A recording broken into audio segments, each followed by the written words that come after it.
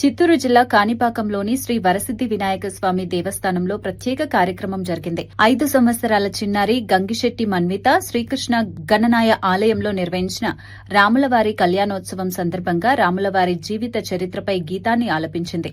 చిన్నారి మధుర గానంతో భక్తులను ఆకట్టుకుంది.